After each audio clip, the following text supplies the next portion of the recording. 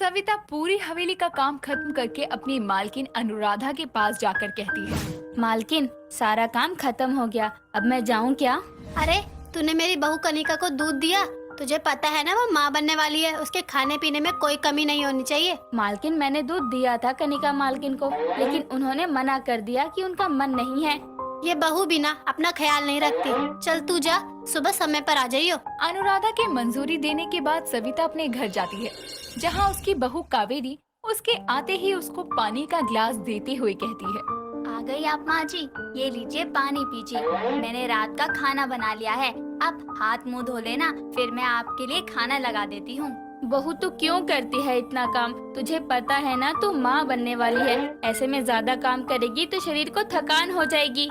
माँ जी, कुछ नहीं होगा, आप परेशान क्यों होती हो? और मैं इस घर की बहू हूँ, तो काम भी तो मैं ही करूँगी ना। और रही बात माँ बनने की, तो मैं अपने और अपने बच्चे का अच्छे से ख्याल रखूंगी। अच्छा, माधव आ गया? मिला उसे कहीं काम? कहाँ माँ जी, जब से जमींदार ने उनको काम से निकाला है तब से परेशान रहते हैं। आज भी बहुत भटके काम के लिए, लेकिन कहीं काम नहीं मिला, इसलिए मैंने उनको खाना खिलाकर सोने भेज दिया, वरना कुछ ना कुछ सोच के खुद को परेशान ही करते रहते हैं। चल बहू, सही किया, अब तू और मैं भी खाना खा लेते हैं। समय पर खाना खाएगी तभी बच्चा भी स्वस्थ रहेगा। दोनों सास बहू खाना खाकर सो जाते हैं।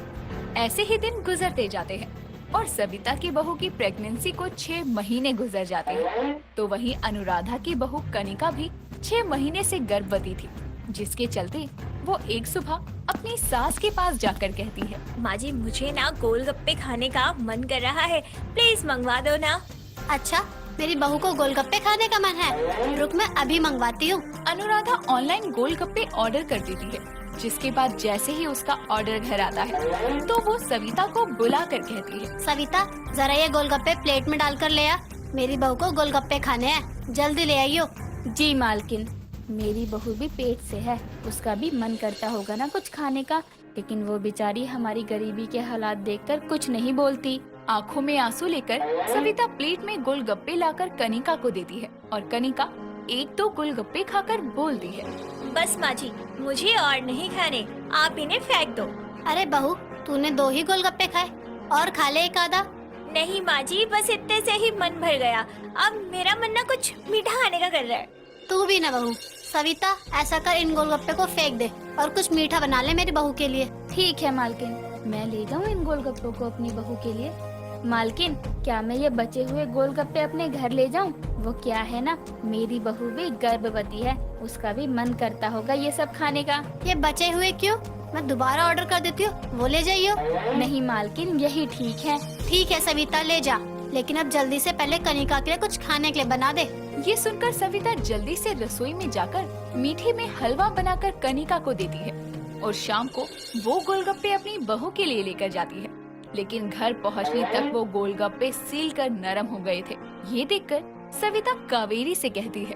माफ करना बहू, मैं तुझे तेरी गर्भावस्था में कुछ अच्छा खिला भी नहीं सकती। मालकिन ने अपनी बहू के लिए मंगवाए थे ये, वो उनके लिए क्या नहीं करती, और एक मैं हूँ जो सिवाय तुझे दुख देने के कुछ नहीं कर पाई। माँ जी, आप ऐसा क्यों बोल रही हैं? ये घर मेरा है, यहाँ के जैसे हालात हैं मैं उसमें बहुत खुश हूँ और मुझे कुछ नहीं चाहिए खाने को। मुझे जो मिल रहा है मैं उसमें बहुत अच्छे से गुजारा कर रही हूँ। कावेरी और सविता की ये बातें माधव सुन लेता है, जो अपने कमरे में जाकर खुद से बोलता है। माँ खुद को दोष दे रही हैं कि वो कावेरी को कुछ नहीं दे पाई, जबकि असली गुनहगार तो मैं हूँ। इस गरीबी में मैं अपनी पत्नी और होने वाले बच्चे के लिए कुछ नहीं कर पा रहा। माधव और सविता अपने घर के हालातों के चलते बहुत परेशान थे। ऐसे ही समय बीतता है और कनिका व कावेरी दोनों की प्रेगनेंसी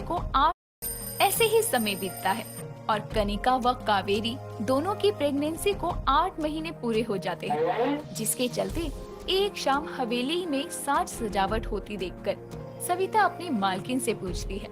मालकिन, ये सब तैयारियाँ किस लिए हो रही हैं? किसी का जन्मदिन है क्या? अरे सविता, कल मेरी बहू की गोद भराई है, 8 महीने पूरे हो चुके हैं उसकी प्रेगनेंसी को। अगले महीने तक इस घर में एक नन्हा सा मेहमान आ जाएगा तो उसके अच्छे स्वास्थ्य के लिए लोगों की दुआएं और आशीर्वाद मिले उसे, इसलिए गोद भराई का फंक्शन रखा है। इसमें मेरी बहू को और उसके होने वाले बच्चों को सभी आकर आशीर्वाद देंगे। मेरी बहू को भी 9वां महीना लग चुका है, मुझे भी उसकी गोद भराई करवानी चाहिए। किस सोच में पड़ गई? जा जाकर रसोई में देख, बहुत काम पड़ा है। सविता ये सोच लेकर काम करने लगती है। शाम के समय जब वो घर आती है तो अपनी बेटी बहू को कहती है, बेटा, मैंने सोचा है बहू की गोद भराई का फंक्शन करे। आखिरकार बहू के बच्चे को भी तो सबकी दुआओं और आशीर्वाद की जरूरत है। लेकिन माँ, हमारे हालत तो आपको पता ही है। मुझे अभी नौकरी नहीं मिली, ऐसे में गोद भराई का प्रोग्राम रख के तैयारियाँ कैसे होंगी? सबको खाना खिलाना पड़ेगा, साज सजावट। हाँ माँ जी, ऐसे हालात नहीं है हमारे कि हम ये अमीरों वाले प्रोग्राम कर पाएं। नहीं बहू, मैं आज तक सास होने के नाते तेरे लिए कुछ नहीं कर पाई, लेकिन ये मुझे करना है। गरीब हुए तो क्या हुआ, तेरे बच्चे को भी सबका आशीर्वाद मिलेगा। सास सजावट सारी मैं खुद करूँगी। कल मालकिन की बहू की गोद भराई है और परसों तेरी होगी। इतना बोलकर सविता अपने मोहल्ले की सभी औरतों को न्योता देती है और कुछ बचाए हुए पैसों से वो अपनी बहू को एक नई साड़ी लाकर देती है। जिसके बाद अगले दिन पहले वो अपनी मालकिन के घर उसकी बहू कनिका की गोद भराई देती है, जिसमें बड़े बड़े लोग आकर कनिका को आशीर्वाद के साथ महंगे महंगे गिफ्ट देकर जाते हैं। आखिर में सबके जाने के बाद सविता अनुराधा और कनिका से कहती है, मालकिन, छोटा मुंह बड़ी बात। मेरे पास कनिका मालकिन को देने के लिए कुछ नहीं है, बस आशीर्वाद है कि इनका बच्चा स्वस्थ और तंदुरुस्त पैदा हो, वो भी इस घर में खुशियाँ भर दे। सविता, तेरी दुआएं ही बहुत है। कहते हैं गरीब की दुआएं बहुत जल्दी लगती है। मालकिन, कल इस गरीब की बहू की भी गोद भराई है, हो सके तो आप आना। मेरे घर में ऐसा नजारा तो नहीं होगा, लेकिन मेरी बहू और उसके बच्चे को भी अगर आपका आशीर्वाद मिलेगा तो मुझे बहुत खुशी होगी। इतना बोलकर सविता अपना काम खत्म करके अपने घर आती है और पूरी रात अपने घर की साज सजावट करती है। ये सब देखकर कावेरी कहती है, माँ जी, इस गरीब की गोद भराई हो रही है, यही मेरे लिए बहुत बड़ी बात है। अब आप खुद सारे काम करके इतना कष्ट मत सहो, मैं ये नहीं देख पा रही हूँ। बहू, पूरी गर्भावस्था में तूने घर के काम करे हैं और ऐसे समय में सास को बहू को एक गिलास पानी भी खुद नहीं लेने देना चाहिए, लेकिन तूने तो मेरे पीछे से खुद घर का सारा काम करा है, इसलिए मैं तेरे लिए इतना तो कर ही सकती हूँ। माँ जी, सच में आपकी जैसी सास पाकर तो मेरी जिंदगी ही सफल हो गई। बहू, अब इतनी भी भावुक मत हो, चल चल तैयारियां करते हैं कल की। इतना बोलकर सविता वापस से घर की साज सजावट करती है और अगले दिन गोद भराई का फंक्शन शुरू होता है। सविता के आस पड़ोस की औरतें भी उसी की तरह गरीब थी, इसीलिए वो उसकी बहू को बस आशीर्वाद के सिवाय कुछ नहीं देती। ये देखकर सविता अपने मन में बोलती है, ये अमीर गरीब की गोद भराई भी कितनी अलग होती है। एक को इतने तोहफे मिलते हैं कि गिने ना जा सके और एक को गिनने मात्र भी तोहफे नहीं मिलते, लेकिन मुझे बस अपनी बहू के बच्चे के लिए आशीर्वाद चाहिए सबका, जो उसको भरपूर मिल रहा है। इसके बाद सविता भी अपनी बहू की गोद में सूखा नारियल और 101 रुपए शगुन के रख देती है और कावेरी और उसके आने वाले बच्चे की सेहत अच्छी बनी रहे उसे आशीर्वाद देती है। जिसके बाद फंक्शन खत्म ही होने वाला था कि तभी अनुराधा हाथों में तोहफा लिए आकर बोलती है, रुक जाओ सविता, अभी मेरा आशीर्वाद रह रहा है।